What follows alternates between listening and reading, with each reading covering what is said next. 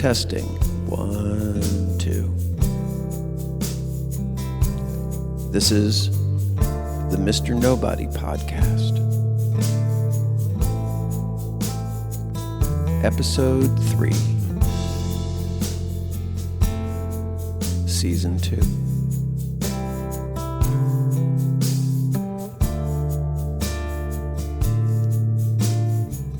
Read between the lines.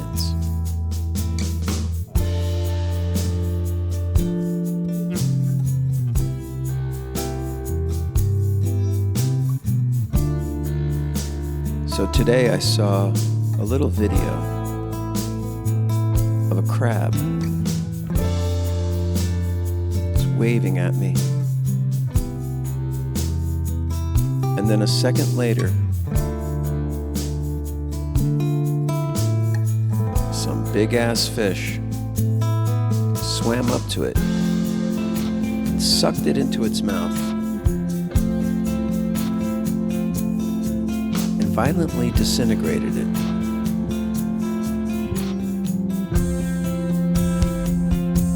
And I turned off the video because I didn't want to see the crab die.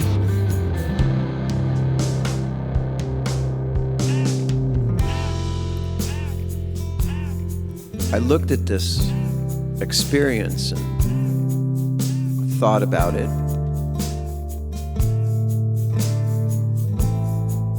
I have to acknowledge that everything is food for something else.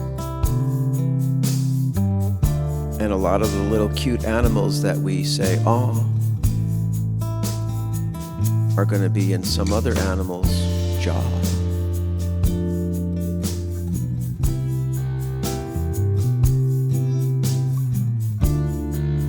And turning away doesn't change that.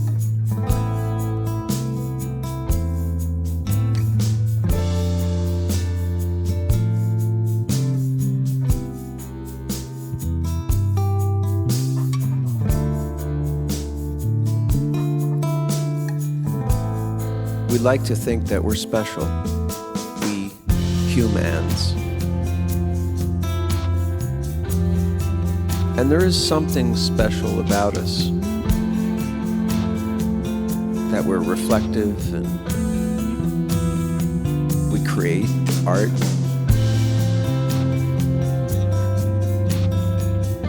And we tell a lot of lies. And we have fun.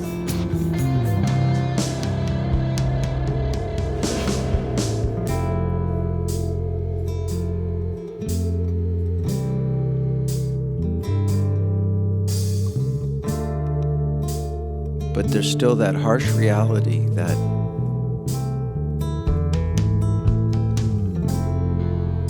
we have to accept the, temporary nature of things. Because it's a fact.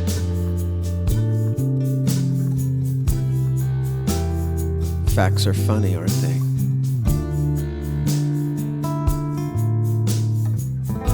We do everything we can to twist away from them.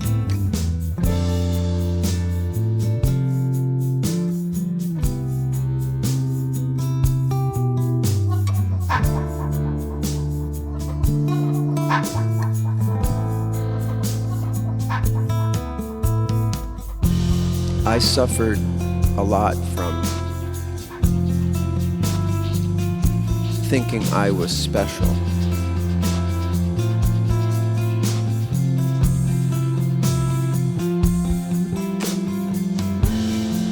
That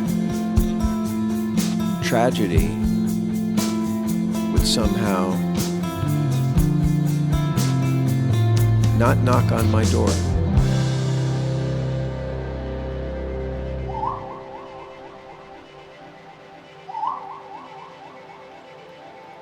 When I thought about that crab,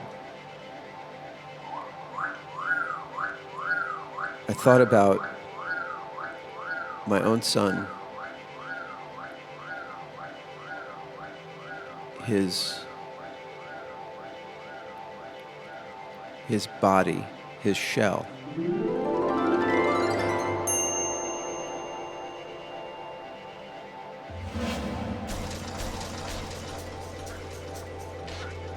And that's why I didn't want to watch the crab die. It just reminded me of that. How fragile, tenuous,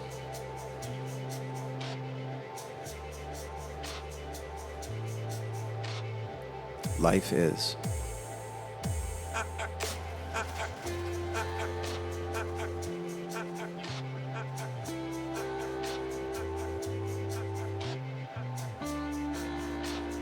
I'm going to continue a little bit about my experience that I realize has profoundly changed me.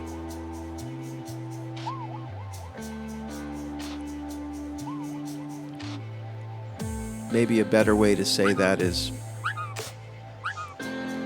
it allowed something inside of me to acknowledge the truth about reality.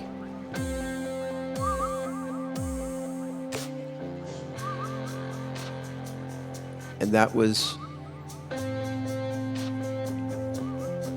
healing.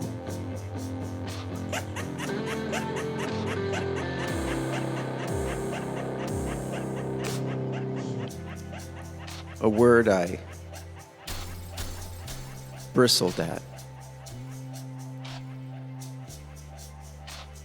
But in the weeks that have followed this experience, my hate and bitterness, my resentment has not returned. It wasn't just the experience of taking DMT over 3 nights.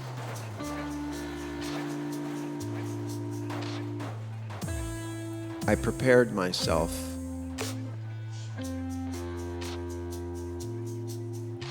and in doing so, I just uncovered truth.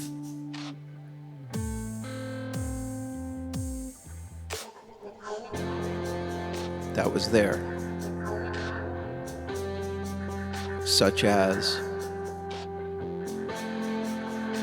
we're mortal, our histories do not always go the way we wish them to go. People don't do bad things thinking that they're bad things. And every crab has the possibility of getting violently destroyed. The probability.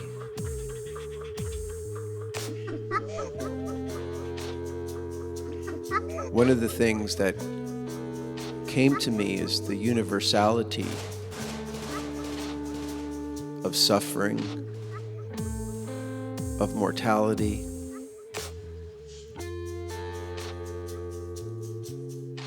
and my story didn't seem so big anymore.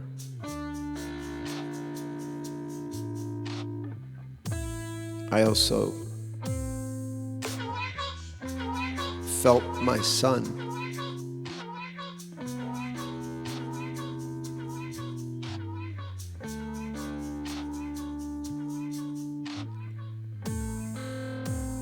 living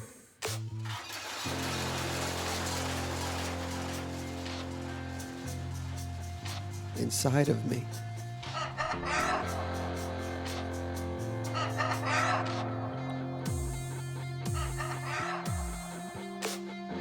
Instead of looking outside.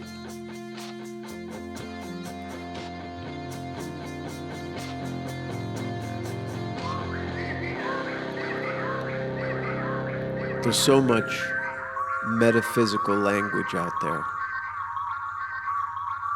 Jargon, explanations. I don't have any of that.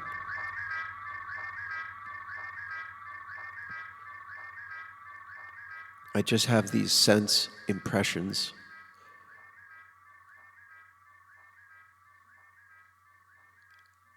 And these realizations. That's a good word. Just real.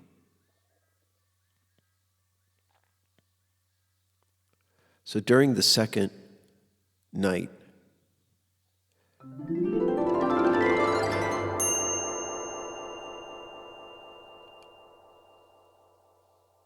the air of death pervaded the room, or at least my mind. Everything was like the creepy, crawly ground of the jungle, where everything is just eating everything else.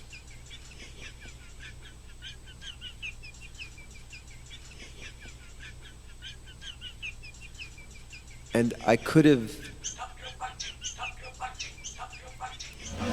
lost myself in hallucinations. But instead, I embraced the reality that I'm going to lose my cat, my mother,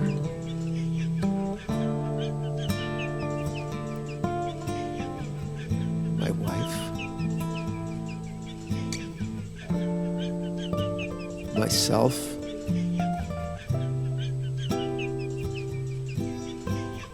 and when I got to myself, I deeply explored that. What does it mean?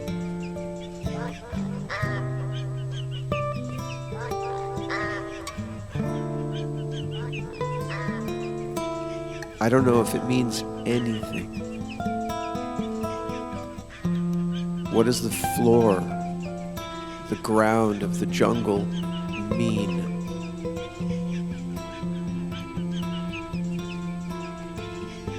It just is.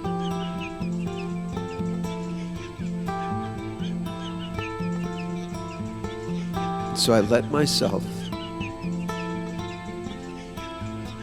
dissolve.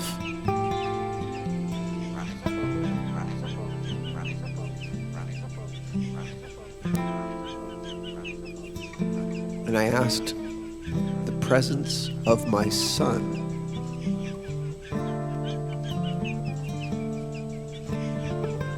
to take me through the dying experience.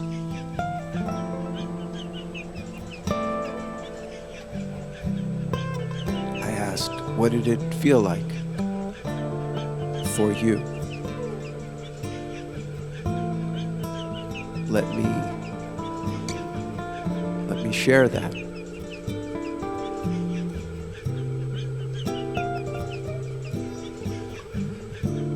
You know, real or not,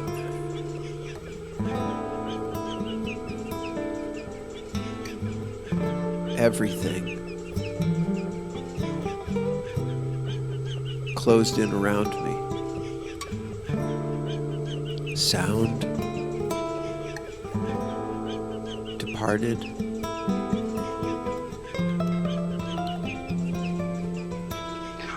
And I let go. I let myself go. Like I was floating down a stream into a river.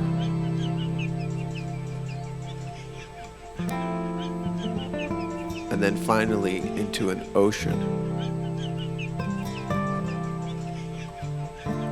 where I dissolved.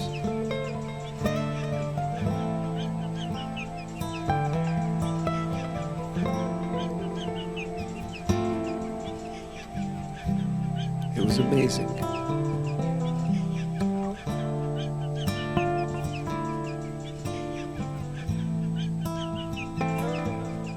It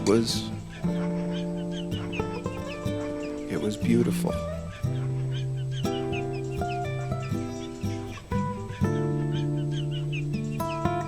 And the thought came to me, it's not what you do, or it's not about your death, but it's about how you live.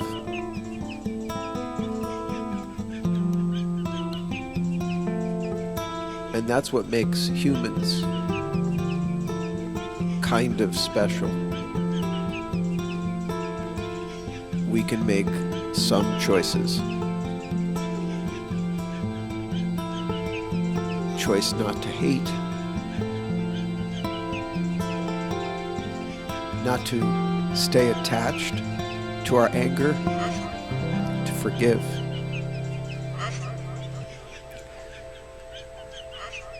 Fuck. To love.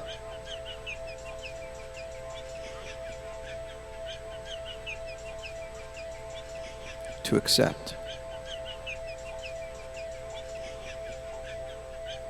Hello? Can you hear me? Yes, I can hear you. Can you hear me?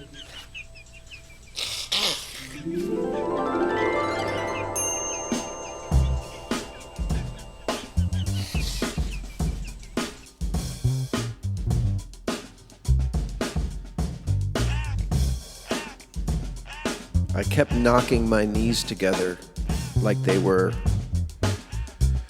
a drum. The rhythm kept me centered.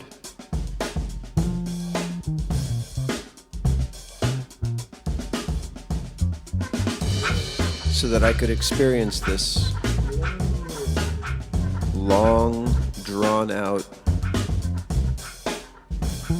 discomfort.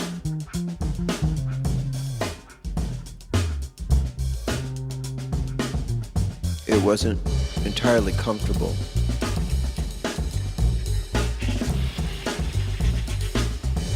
Kinda like life.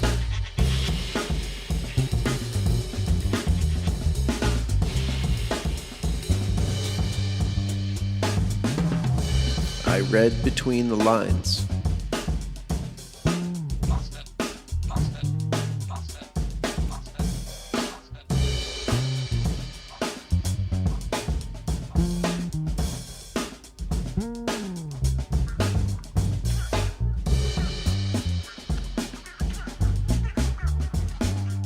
I heard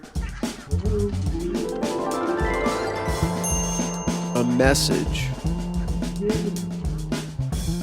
saying, stop practicing and start playing.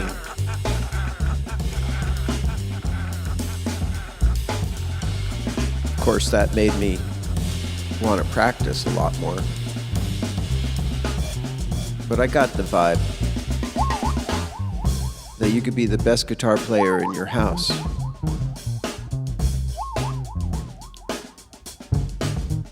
But it's about connecting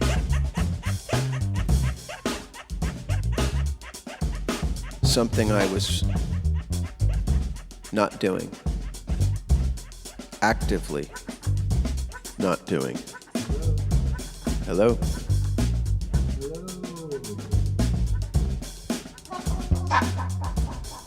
So that's when I decided to make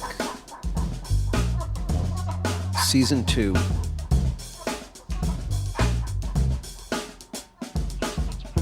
to allow myself to encounter transformation.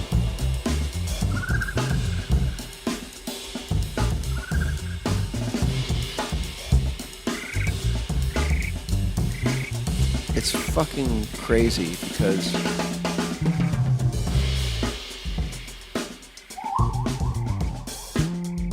I didn't believe I could do this.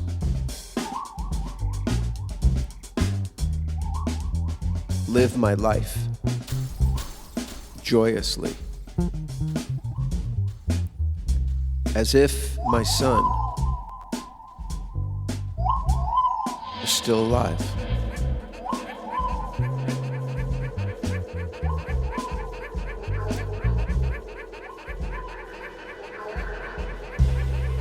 Living inside of me.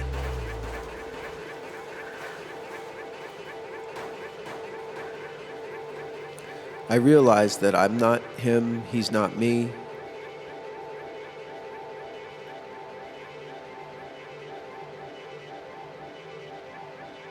And the anger I felt was also towards myself for failing.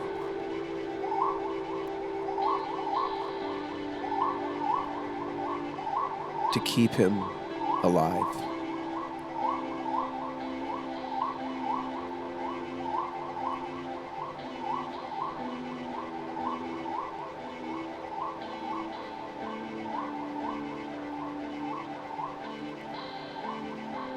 Like the crab.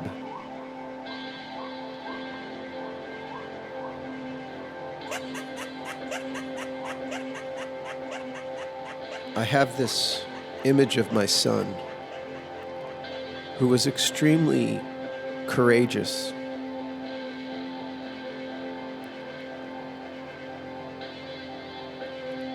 He did shit that I'm afraid to do. Like he fought amateur fights.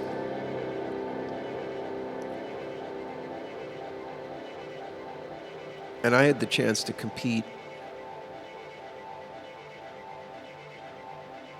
not so long ago, and I just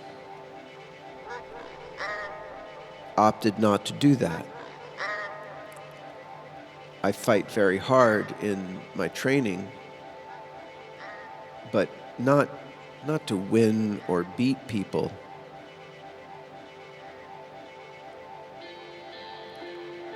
But I have this little video of my son when he was a white belt. And he went to a competition in jiu-jitsu. And the other guy pulled guard onto his back.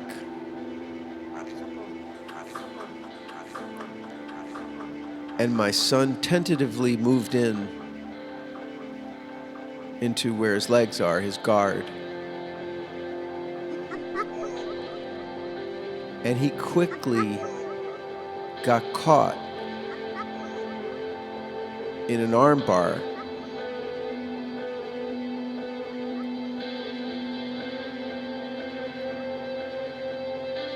And I thought, it's motherfucking tough, man, to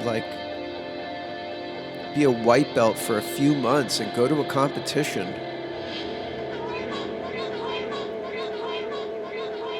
And lose.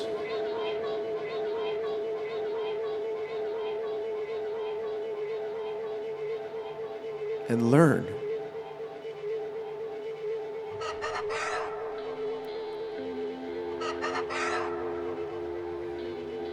He looks so young. In this little video. And I'm so proud of him.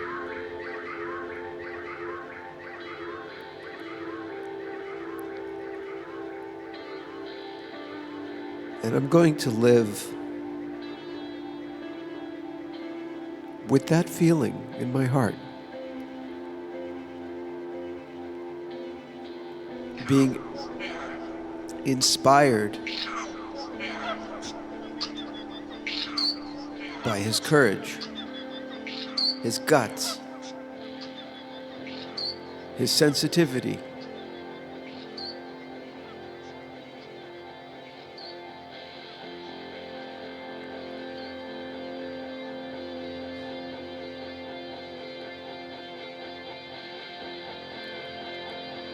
Anyway, here's a song.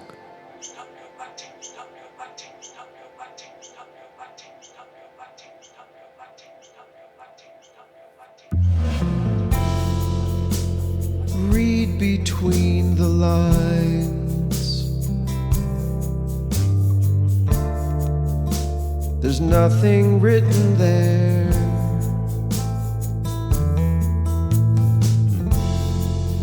In the pages of your mind,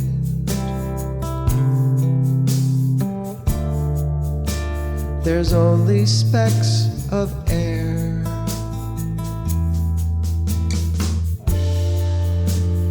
Dream a little smile.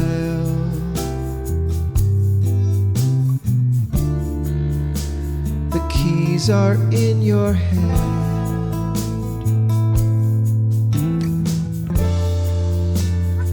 Cry a little while.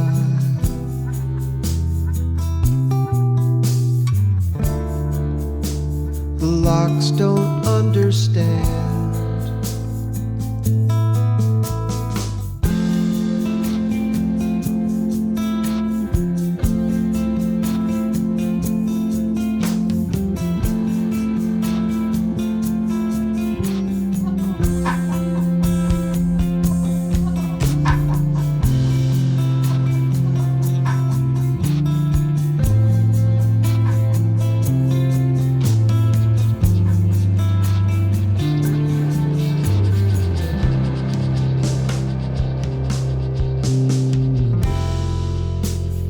You were just a child.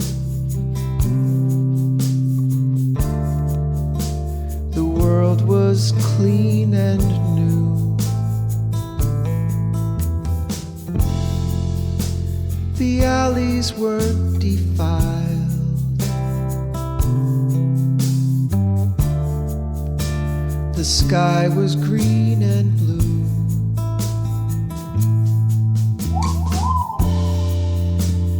Drifting through the years, peering beneath the brim, the familiar taste of tears accompanies the hymn.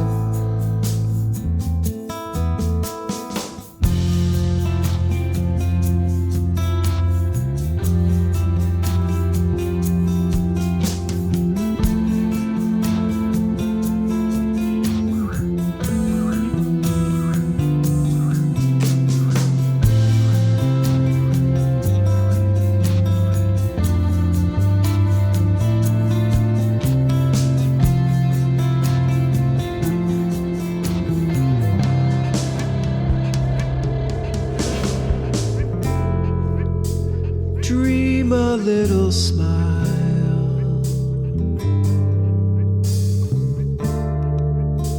The key is in your hand.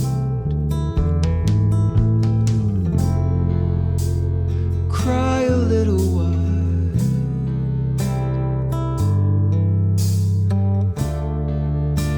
The lock won't understand.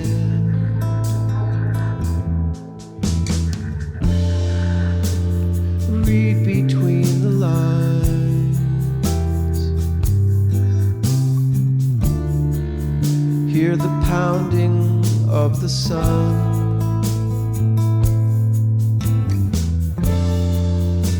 The way that we're entwined.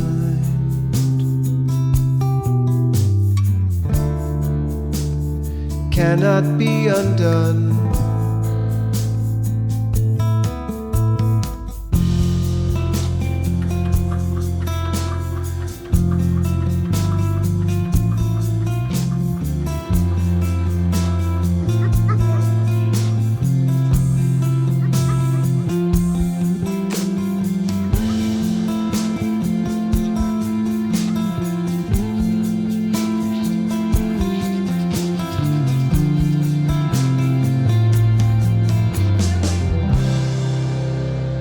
Mr. Nobody.